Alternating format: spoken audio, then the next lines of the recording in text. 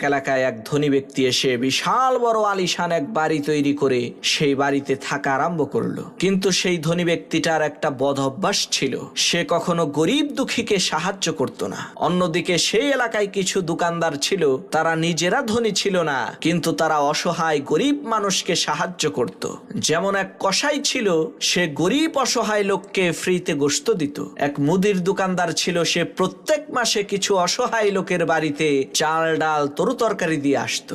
এক দুধওয়ালা ছিল, সে ছোট বাচ্চাদের জন্য বাড়িতে বাড়িতে যে একদম বিনামূল্যে দুধ দিয়ে আসতো। এই দৃশ্য দেখে এলাকার লোকজন বলা বলি করতে লাগলো, আরে তোমরা দেখো ওই ধনী ব্যক্তি কত বড় নাফরমান, তার এত সম্পদ থাকার পরেও সে কাউকে দান খয়রাত করে না।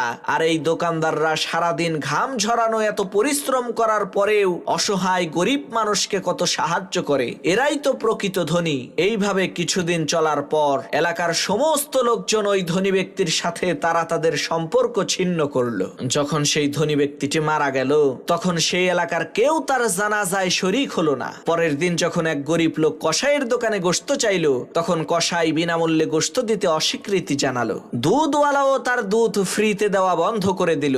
মুদির দোকানদারও তার দোকানের সদাই কাউকে আর বিনামূল্যে দিল না।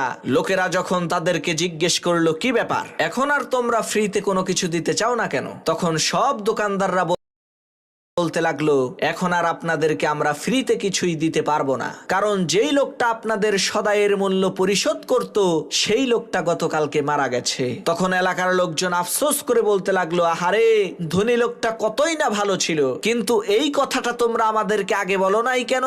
তখন দোকানদাররা বলতে লাগলো, সেই ধনী ব্যক্তি আমাদেরকে নিষেধ করেছিল, কেননা আল্লাহর নবী বলেছেন, তোমরা এমন ভাবে দান খয়রাত করো, ডান হাতে দিলে যাতে বাম হাতে টের না পায়।